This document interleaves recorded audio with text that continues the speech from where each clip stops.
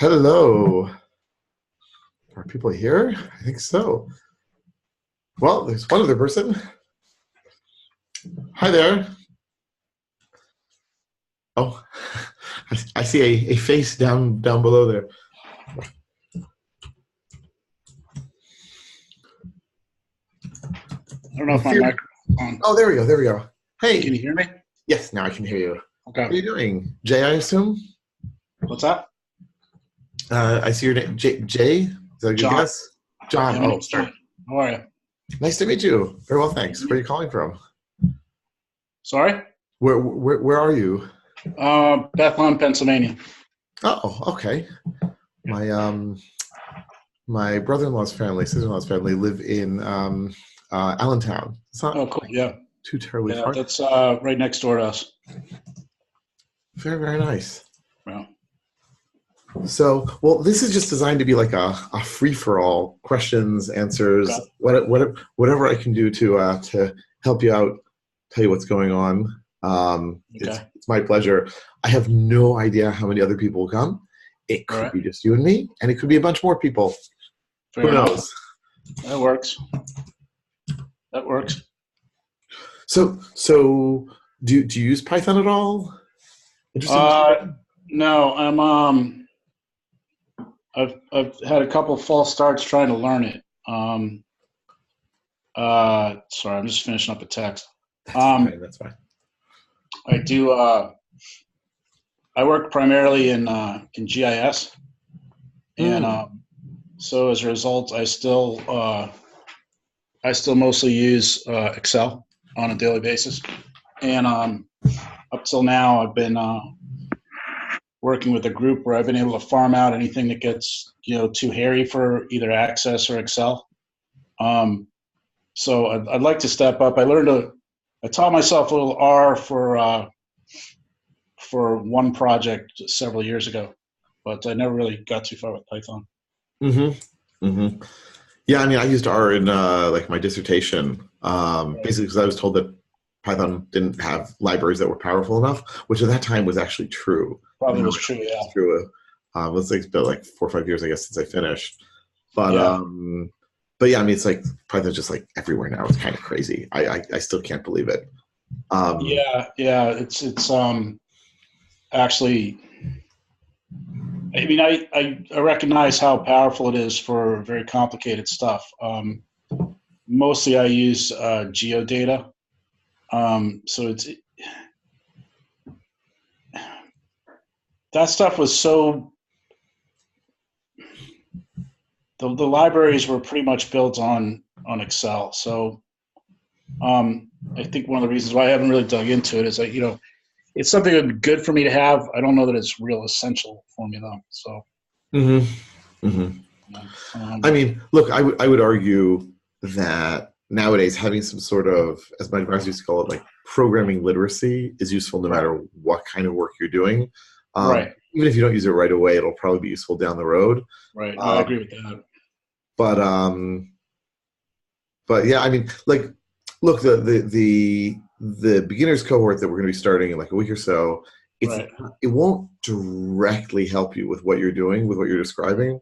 But it's like supposed to be sort of building blocks. And the assumption is it's not designed to teach you Python so much as either give you practice or give you incentive to learn the things on your own that we need to do the exercise each week. Right. And so I'm still trying to figure out sort of how to describe that sweet spot, but I think different things apply to different people, quite frankly. Right. Okay. Yeah. No, that makes sense to me. And I think that's one of the reasons,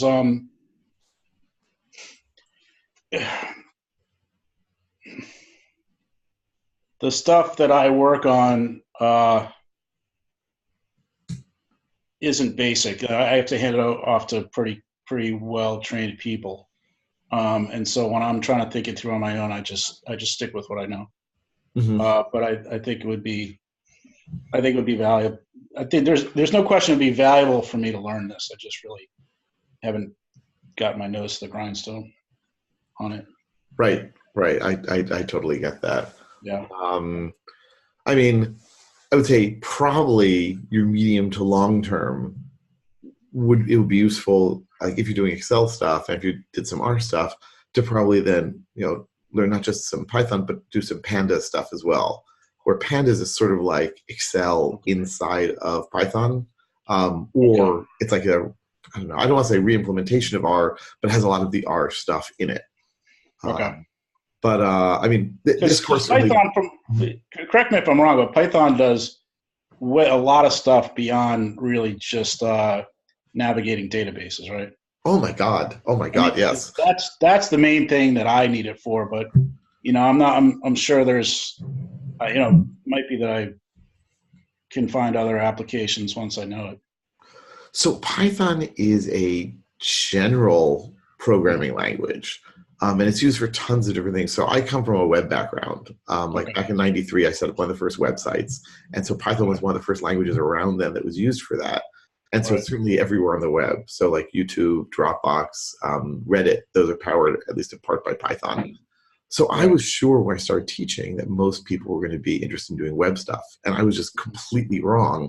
I have people who are system administrators. I have people who are, I have people who are like data scientists, people who are doing, a lot of my clients do automated testing with Python. Like one of my clients, basically they have, I don't know, hundreds, thousands of servers that test their hardware before it goes out the door using Python. So it is like everywhere doing everything nowadays, except when it's computationally intensive. And like can't be all things to all people, but it's shocking where everything is. So then what do you go to? So you're talking about Python in general, or this thing inside Python that you were, if you want to jump in and talk to everybody, I'm cool with that. No, that's fine. I'll answer your question. So basically, so look, Python is generally useful and used in a lot of different things. What I was mentioning to you before was pandas. So you can imagine like right. So every programming language like has its core language, and it has the libraries that come with it, the modules that come with it. And Python's standard library happens to be pretty big and complete, but then you have all these third-party things you can download from the internet. And so Pandas is one of those. And it's become like this ecosystem in and of itself. I mean, you can basically spend a career just doing Pandas, and there are people who do just that. Hi, guys. Bruce and Jai. Hi. People mispronounce my name all the time, so I'm very either sensitive to that or insensitive to that. Insensitive incoming, insensitive outgoing. So let me know if I got it right. Totally good. Excellent. How you doing? How can I help you? Or answer questions, or just hang out? All are good. I just wanted to hear about the exercises. Yeah. So the basic idea is this. Like the history in a nutshell is that if there's one thing my students have always asked me for in every course I give, it's more exercises.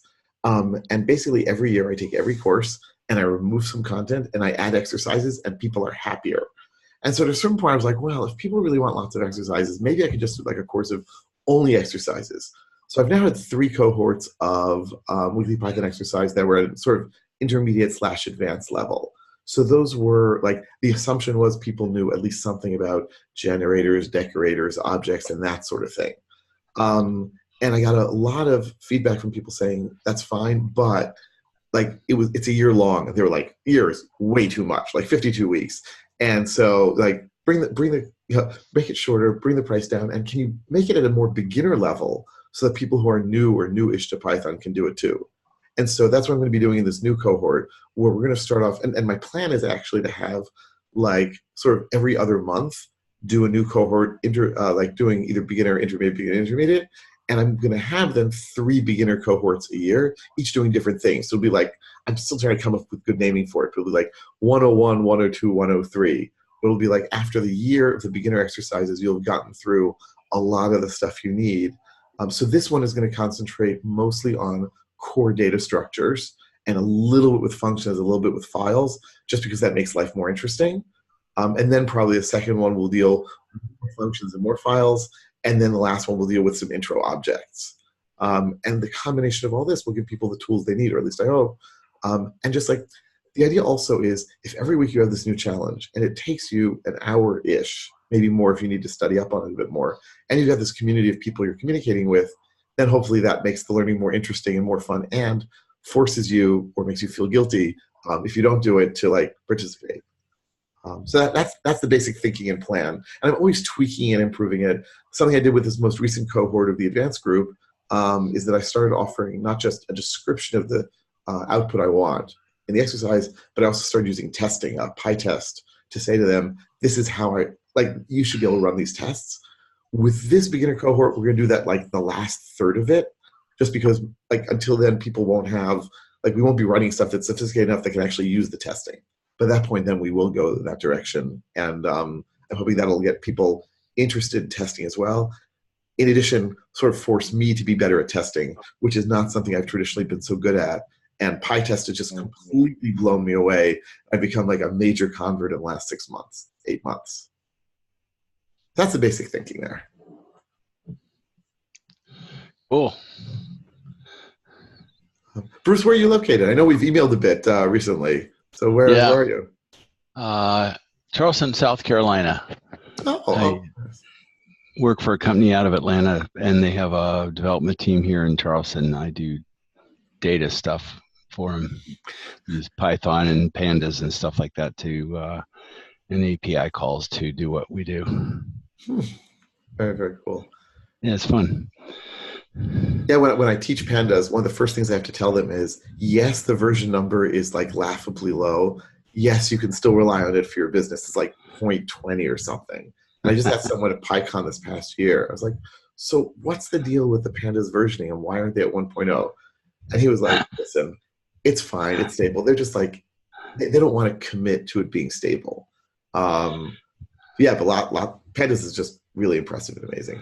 It's very useful. Our vendors provide us a lot of data in Excel spreadsheet format, and pandas makes it really easy to handle. You can index by row, or you can index by column name. So those are really, really handy to walk the tables and do the conversions we have to do. Amazing, amazing. Yeah, real basic stuff, but it works really well. There's this guy, blanking on his name, this guy who's a data scientist in New York, Ben, something with a W, who's done all this like cool analysis of stuff from the open data in New York. I heard him interviewed once, and they said, so what cool, clever data science techniques do you use to do all your analysis? He was like, Excel, the min function, the max function, and the mean function. And it's like, they were like, wait, how can that be? It's like, that's all you need to do a lot of really cool stuff. Yeah. Yeah. You get into some hairy stuff with Excel, you get to the point of using VLOOKUPs for massive table joins, and you realize you should really move it over to SQL. And so that's what, right. Sometimes people are like, so when I want to teach you courses, like, so what if you want to have it indexed in this way, this way, this way, this way with all these different dictionaries? I say, that's when you put it in a database. Because there is a limit to, Yeah. So we do a lot of MySQL access right out of Python. It works very well. It's a real handy language. Everything seems to be an object and have a property of that. And so I'm maybe a third of the way through your objects course, which is really very good. So happy to hear that. Thank you. Yeah, enjoying that a lot. You can see the office behind me hasn't changed that much. I guess we just did like there's a room behind there, but it looks roughly the same as in the videos, I guess. No, it's all it's needed. Yeah, it's good. We ran out of a PyCharm environment because it does a really handy job of setting up a virtual environment for everything. And some of the projects where you use pandas, you can't use Python 3.7 because Python 3.7 has a couple of object names like async that pandas uses, and so you get some problems loading pandas under 3.7. I did not know that. I like literally before we started here, I was just doing like something really tiny in pandas, loading in like a CSV file to just do a quick analysis on it. And I didn't encounter anything, but maybe I wasn't like loading the right parts or the wrong parts to cause the trouble. Yeah. I'm Yeah. shocked they would have that issue. Wow. So over in the read Excel part of it, and Oh, you okay. get killed. It's kind of funny. I don't know what they're doing about it, but why they use the words async and one of the other reserved words that 3.7 uses is kind of not good. I can't But believe it. yeah, it was funny. Wow. Oh. We live in pandas and requests. And my favorite libraries, datetime and the whole standards. So, well, cool. Excellent, excellent. By the way, if the other want to like jump in with questions and comments, that's totally fine. This is not designed to be a structured time. This is designed to be like, come ask questions, or don't ask questions. Also, okay, tell me your personal problems, whatever it is. I'm here for you. Yeah, I was trying to figure out what's the next course for me. I see this one. You're pretty good on your email stuff, so but you got a lot of variety to pick out of. I don't know what's the right next thing for me, but I'll tell you, like, you sound like you sort of are halfway between like the beginner and the advanced versions of the weekly Python exercise in terms of practicing. So what we're doing here might be a little basic for you, but hopefully they'll still be useful. Like give you some grounding in like the core essentials.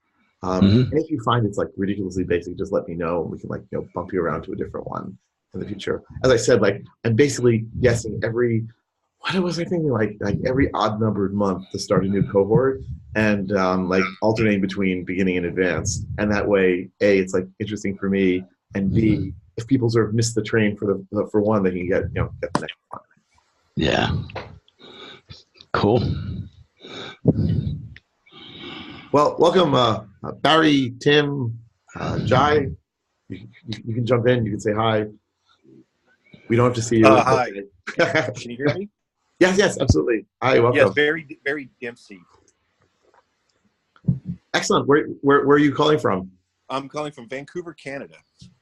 Very nice, very nice. So I just finished teaching a course. Like the reason this was at 11:45 p.m. my time was I just started a course for people in the U.S. So for my time, it was Eastern time. So it was like from 3:30 to 11:30 p.m. my time. So I was like, okay, that'll give me a 15-minute buffer. But there are people on the West Coast in my class. So for them, like New York time, it's 8:30 when it starts. But for them, it's 5:30 in the morning. So strangely, they don't turn on their video for the course in the beginning because they're like, getting out of bed and barely in pajamas. But right. It's probably like a normal hour now. What sort of work do you do? It's like almost 2 in the afternoon here. So. Not bad. Well, appreciate you staying up late. My pleasure. This is fun for me. It's fun for me to meet people and chat with them and answer any questions that I can. Plus, I was just teaching for 8 hours, right? I can keep going forever. My children know I can talk more or less, indefinitely. Okay. Right, what sort of work do you do? I do visual effects for films, and so cool. Yeah. So basically, I'm an artist. I sort of came through the art track and went to art school, and have some technical abilities, but I just want to improve that. They're constantly asking, do you have Python experience? Do you have Python skills? And I'm always having to say no. And so I want to change that. Wow. So where would Python be used in film effects? Well, there's a lot of sort of automating of processes. Most of the digital content creation packages like Maya and Houdini, Nuke, those types of things that are 3D and 2D compositing packages have Python scripting capability built inside them, so that you can either have sort of batch automated stuff, or you can write UIs and sort of create tools that are specific to a specific job, to a specific movie, to a specific show, something we're only going to do. So the main pipeline group doesn't want to undertake it as something they're going to do for the whole studio.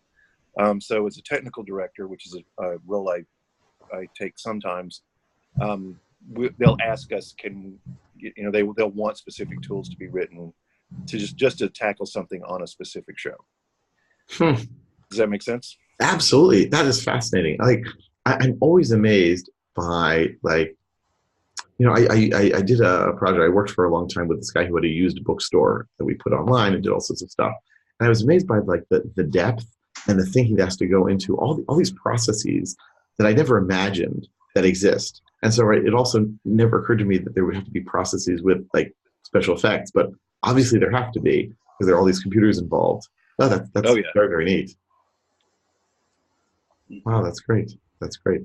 So yeah, so I mean, like this, at the risk of repeating myself, with people who've heard this, like this cohort is basically designed for people who are either who are new-ish to Python, either as I've described it, like they've been through a course or they've read a book themselves, at least have the basics, or they're willing to sort of work toward understand, sort of take the hints that I give and the ideas that I give for what to study each week and use it as a study guide and then do the exercise also. It's like a forcing function to move ahead.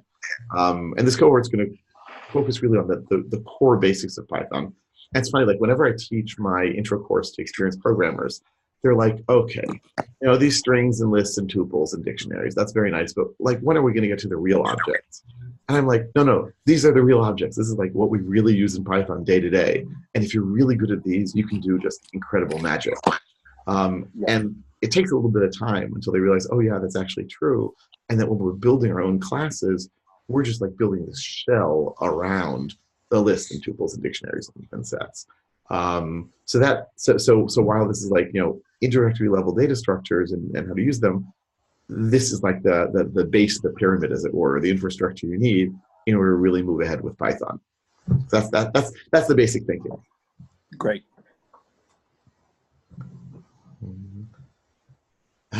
So yeah, so any questions anyone has, that's totally fine. If you just want to hang out and see who else is here, that's all is good. So what would I have to do to get the proper software? I know lots of open source, right? Do I have to download it, or is there enough available to get through this set of exercises? So the only thing you absolutely positively need is Python, Right. and we're going to be using Python 3.7 for that. Okay. I strongly recommend, I think it'd be very wise to have some sort of editor. And people who don't have another favorite editor, I always tell them to use PyCharm. It's free, it's powerful, it's easy to use. And I can help you with I could probably write up a guide for how to set that up just for people who need. And that's all you really should need.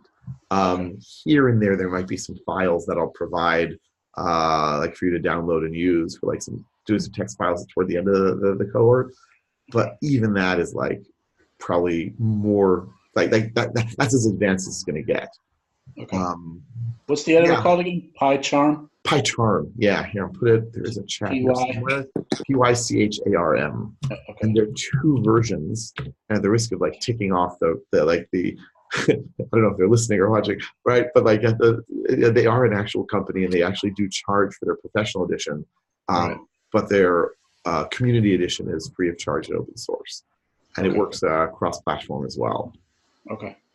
I mean, I'm a dinosaur, and I was brainwashed in college into believing that Emacs was the best editor ever, and they have told me to tell you that remains the same, until this very day. But I recognized, shall we say, the hard way that teaching people to use Emacs is like, that's a great way to have them hate you. So I encourage you to explore different editors over time in your career. But if you just need something that you can download, install, use, and understand, PyCharm is probably the way to go, with the possible exception of what's it called, VS Code, the new Microsoft thing, that I've seen very, very briefly, and I've heard excellent things about, but I can't really tell you more than that. So, like, if you're in the mood to like try different editors, which I don't think you are, that's like one way to go. No, that'd be way down the line for me. Yeah. Also, is there anything you can recommend in terms of a book or an ebook that would explain more basics? Yeah, so there is the Python tutorial at python.org that like walks you through sort of the basics of the language. Okay. That's been around for a long time, but it actually gets the basics done. I've also often recommended, I can't remember his name, Zed Shaw's Python the Hard Way, which has a similar sort of approach to what I'm going to be doing with Weekly Python Exercise. And I think there should be a lot of overlap and dovetailing there as well. And that, I know he sells the book. I believe the book is available online for free, but I could be out of date or wrong about that. Okay. What's that guy's name? Zed Shaw. It's Learn Python the Hard Way. Okay. I think it's at like learnpythonthehardway.com, which strangely was not taken as a domain before he wanted it. There you go. Yeah.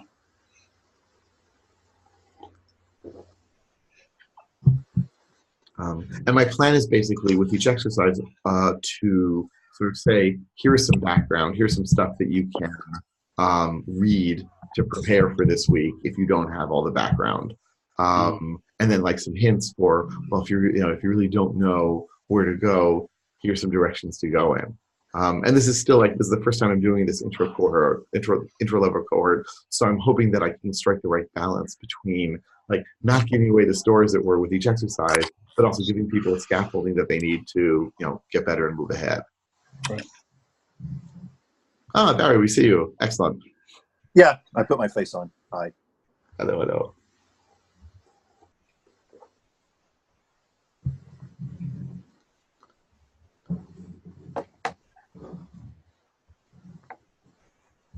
Trying to think. I can't think of much else to say, but as I said, questions, comments. I'm happy to do what I can to help with that. Yeah, this is kind of basic, but when do you start? So we start. Let me check my calendar because otherwise, I believe it's a week from now. Oh, okay.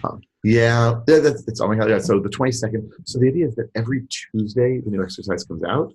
And then the following Monday, the solution comes out. And that was actually thanks to feedback from people in the first cohort. So they used to do it like Tuesday and Friday. And they said, come on, give us the weekend to work on this.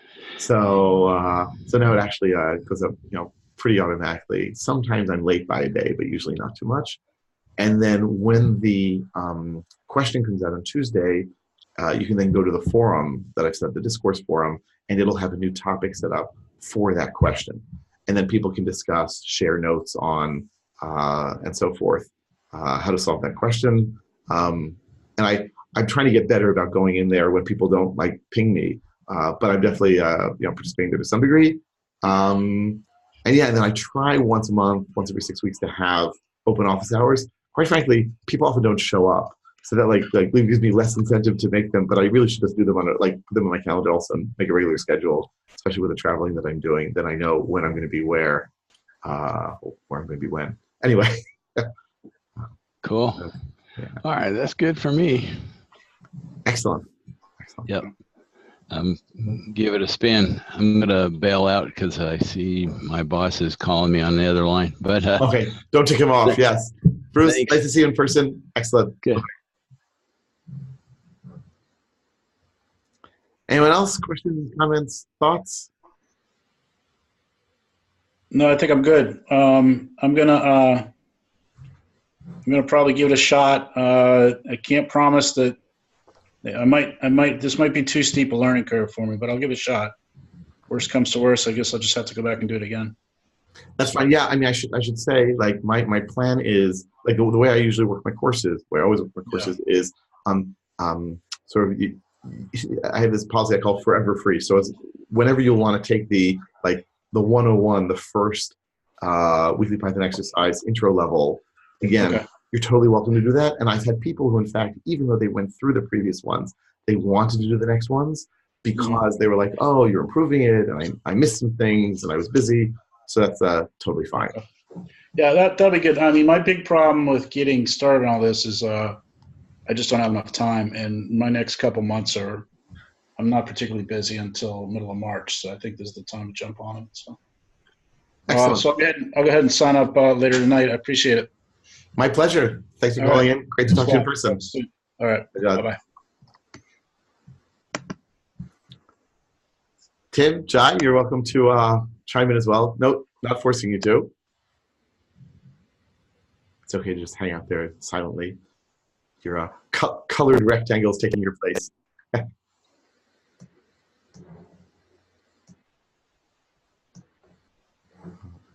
This is Tim. I'm from Chicago. Oh, so Chicago! I'm kind of in the middle of everything. Excellent. Yeah, with a flyover city. Everybody from the East Coast to the West Coast, you fly over Chicago. Hey, I lived in And Chicago. I'm a dynamo. So I'm an Emacs person. Oh, wow.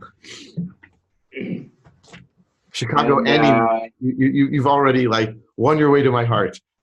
Yeah, I guess the question is how many lines in your .emacs init?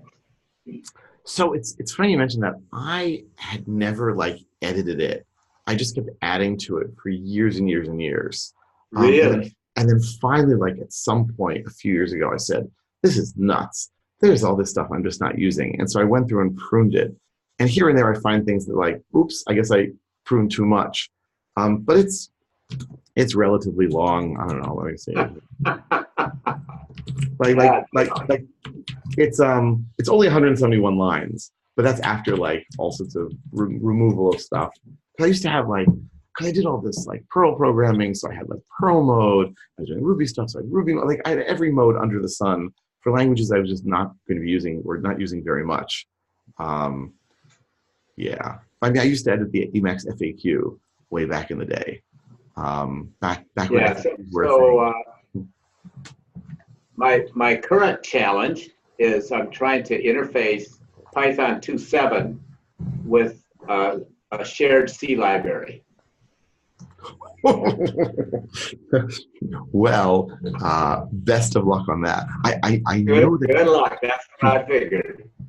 I'll tell you. Well, first of all, like I know that it's possible because like I do a lot of work with Western Digital, and they basically have like they only use Python 2.7, and I don't really know exactly what they do or how they do it, but I know that they have some crazy number of servers they run using Python to test all their hardware.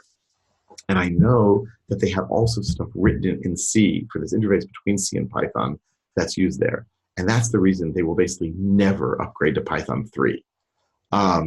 So I know that it's possible to do that, but I'm also guessing that they have a lot of in-house expertise on that because it's not obvious. And especially like with Python 2 theoretically being passe or close to it, I don't know how much people are investing in it. And I believe the API for C stuff from Python 2 to Python 3 changed quite a bit. Although my C knowledge is so minimal that I couldn't tell you for sure. So yeah, good luck. Right. I'll tell you, my friend Trey gave a talk at PyCon this past year about how to upgrade from Python 2 to Python 3. And he talked about all sorts of great stuff. And he comes off the stage and I say to him, "So what about stuff written in C?" He said, "I don't know." So we called over like an expert who had just written something on the subject. He said, "Oh boy, they're screwed." So the good news is if you charge by the hour, you're going to do great. The bad news is that you might have many, many hours of work to put into this to get the C stuff to be upgraded. So you're going to focus on 3.0, I guess?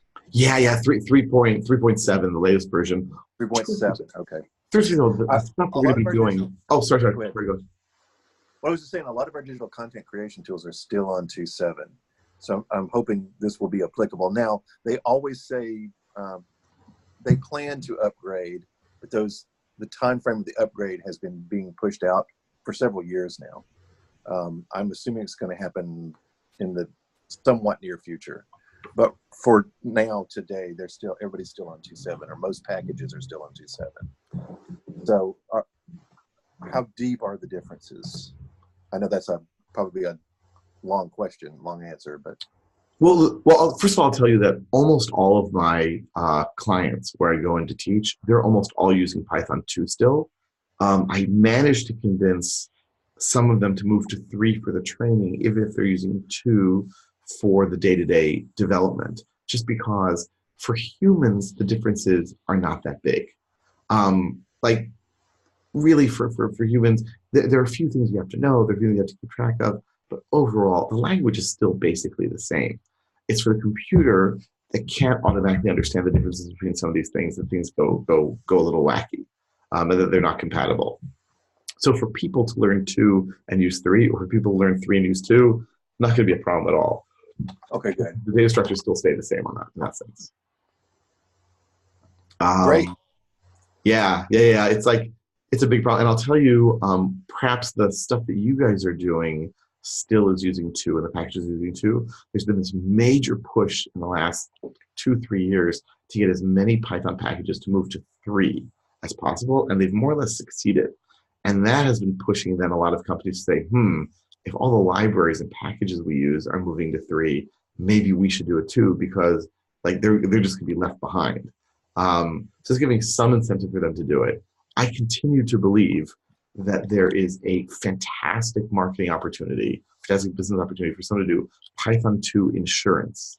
That you can basically say to companies, I will, like, for some premium, ensure that the things you need will still work in Python 2. And I think you can charge like a crazy amount of money for that.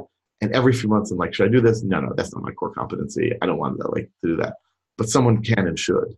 But you guys will, if you guys upgrade in the next few years, you'll probably be fine. Because the fact is, Python 2 is not like, it's not like tomorrow the Python police are going to arrest you for not using Python 3, right? Like, it's just, there won't be support, and how much is going to break? I think it's more a matter of the third-party modules than anything else. Yeah, I think a lot of it is, there's a lot of Python code they have to work, and it has all the C bindings in it, all the stuff that you're discussing. So I think it's probably a logistics issue of that somebody's just got to sit down and do all the work, and they have to test it, regression test it, and all that stuff. So it's just going to take them a while. The plan is to do it. It's just going to take them a while to roll it out, I think. Right. I mean, if it's being done by a commercial company, then they'll have some incentive to do it. If it's being done sort of by a lot of volunteers in the open source world, it's less obviously the case. No, most of these applications are done by Autodesk or the Foundry. Oh, okay. Right, wow. But then they'll put resources on it, like they'll do it for AutoCAD before they'll do it for other packages because there's more AutoCAD users, and then they'll come down and use our more, the sort of the creative visual effects software as a second pass because there's not as many users and it's a smaller niche market and that type of thing. Same thing with the Foundry, I think. I need to go back in and see which specific versions that they're using. I haven't looked at it in a while, but last time I looked and last time I talked to pipeline people within companies that I work, everybody says, oh, it's 2.7 and 3's coming without any specific date. Okay, right. Great. That answers a lot of my questions. Thank you. Excellent. My pleasure. Anything else you guys want to ask? Anything I can help with?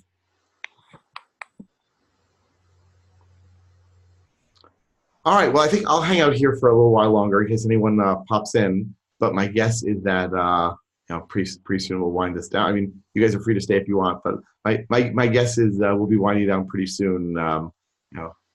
So great. But thanks for coming and thanks for asking. And if you have any more questions, feel free to email me or contact me. That's fine too.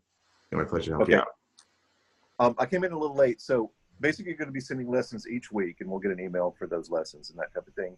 And you said you had a 101 that I should probably go through.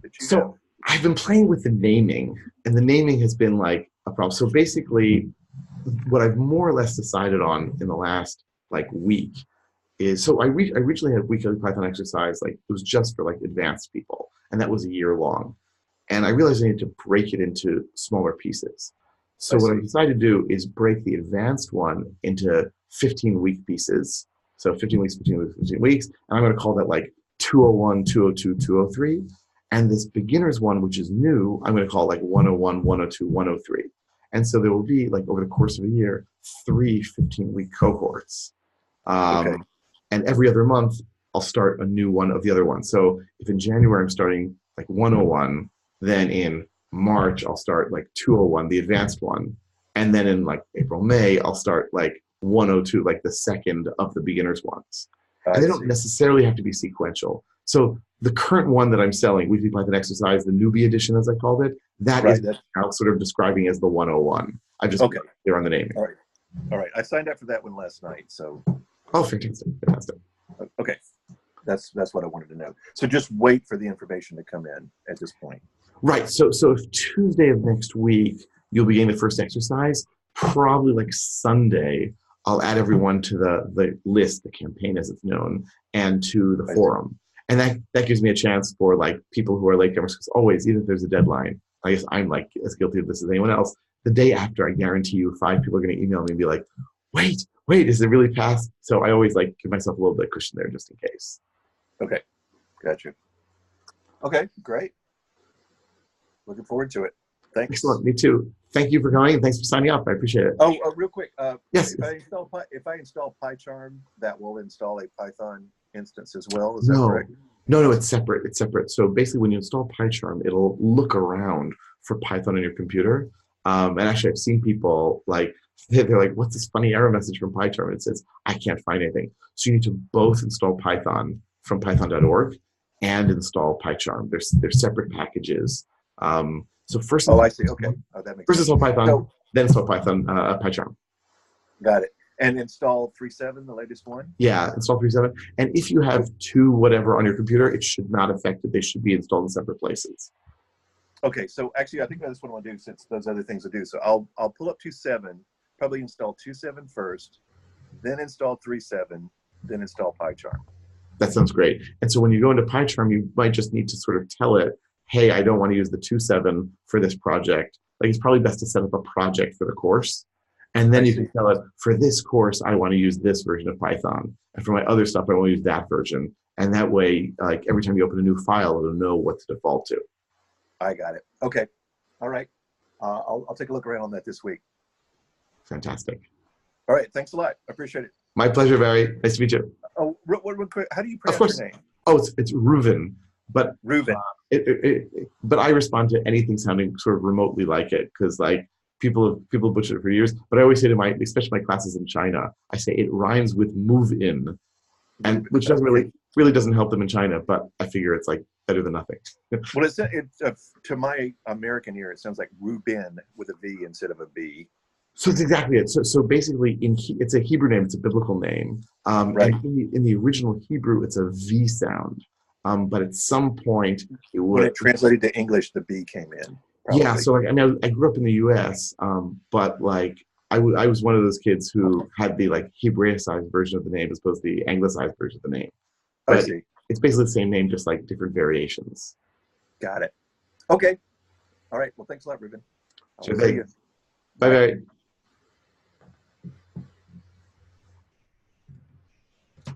All right, so to those of you still watching this video, I'm going to hold on for a few more moments here. You can watch me drink my tea and snack. And my guess is within about 2-3 minutes, I'm going to turn off the video unless someone pops in with more questions and so forth.